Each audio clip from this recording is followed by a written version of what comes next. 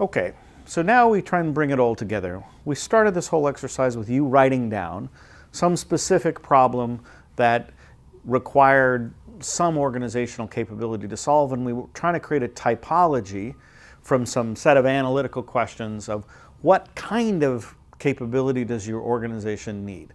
Now we're going to bring it together and talk about 5 different names of activities, and these activities cut through a wide variety of sectors depending on your answers to the typology questions. So if you answered that your activity was not transaction intensive, could be done by a few people, that it was locally discretionary, people had to make decisions in what they did, that it was, and it could have either been based on a known technology, and it could either be obligation or service. That's the realm of policymaking.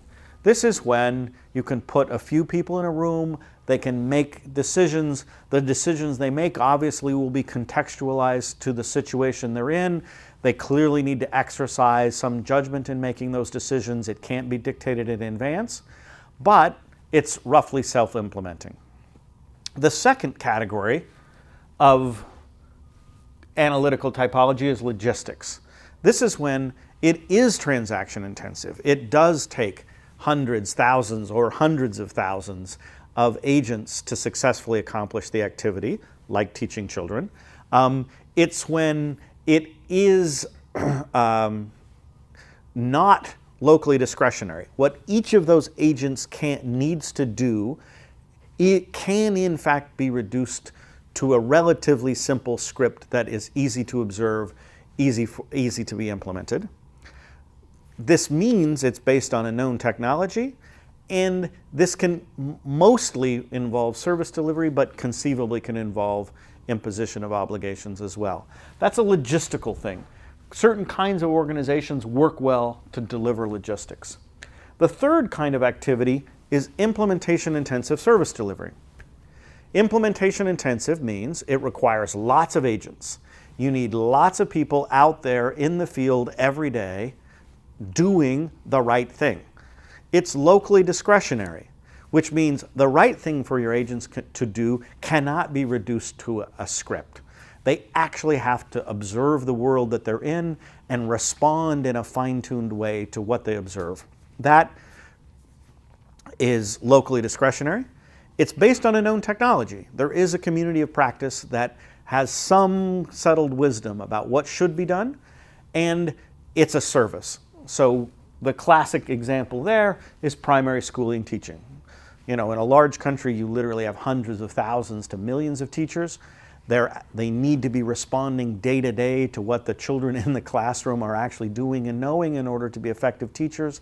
It's not something that you can supervise for the top and reduce generally to a script. There is a known kind of technology called pedagogy of what will and will not work. And it is a service. Ultimately, the people who come to school, one way or another, want to learn. Now, the other category is implementation-intensive imposition of obligations. Again, takes lots of agents. Each of those agents' actions is difficult to reduce to a script. There's kind of a known community of practice technology, known technology. But in this case, it's an imposition of obligation. So the classic example here is policing. Policemen out on the street need to respond to their conditions day to day, minute to minute in subtle and difficult ways, and hence requires that they exercise their local discretion in the imposition and maintaining law and order. Now, the final category is the one that we have a local name for. We call it wicked hard, and that's because we're based in Boston. And wicked doesn't mean evil, wicked just means very. And what wicked hard means is that it requires lots of agents. These agents need to exercise local discretion, but their local discretion can't be based on a known technology. You really require these agents in some sense to be individually innovating with respect to their local conditions rather than even following a body of knowledge. And whether that's service delivery or imposition of obligations, it's enormously The kinds of organizations that can be mobilized to do the wicked hard require a particularly intense form of implementation capability. Now, just as we started with the pictures of different kinds of animals and said what's alike, we want to emphasize that we're not looking at the world sectorally.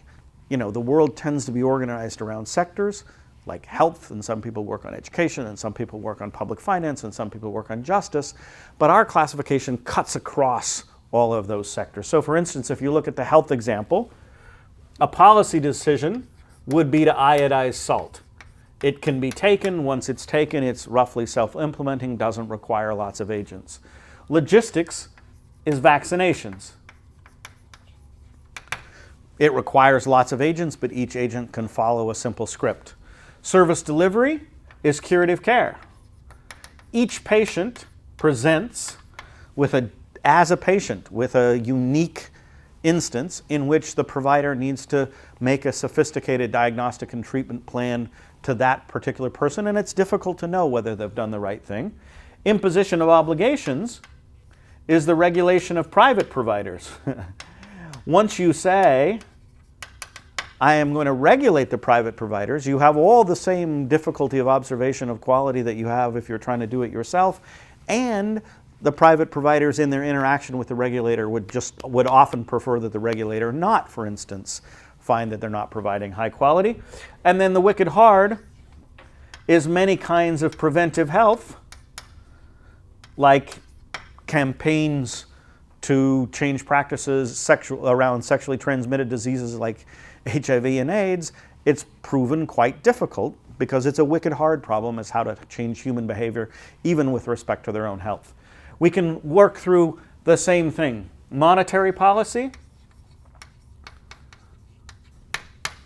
12 smart guys and gals can sit in a room, make monetary policy for the largest economies of the world. Logistics, you have to have payment systems. And payment systems involve no local discretion at all, hopefully. You make a payment, it goes through, it's hugely transaction intensive. There are billions and billions of transactions every day in a sophisticated economy, but it's got no discretion in it. Giving of loans is implementation intensive service delivery. You actually require the loan agents to form some local judgments. It can be made more or less logistic, but ultimately many kinds of loans reduced to judgment. Imposition of obligations, again, as we discovered even in the United States and in Europe, the regulation of the private sector turns out to require enormous amounts of capability, because in the first instance, the banks being regulated would just as soon not conform with things that reduce their profits. And finally, the wicked hard is identifying and promoting entrepreneurship with finance. So for instance, equity financing of startups is a wicked hard problem. Very few people have been able to reduce it even to the kinds of knowledge one would take. And we can do this with the justice sector.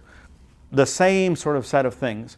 So now when you go back and you look at your activity that you wrote down at the beginning, you want to be able to say to yourself, my activity requires the implementation intensity of which of these types? Because for the rest of as we're thinking about building organizational capability, everything about the way you go about building an organization capability depends on whether you're building capability for policymaking, you're building capability for logistics, you're building capability for intensive service delivery, for intensive imposition of obligations, or whether you're trying to do the wicked hard. If you don't understand at the beginning what the nature of the kind of thing you're trying to do is, you can't have any useful advice about how to build the capability to do it.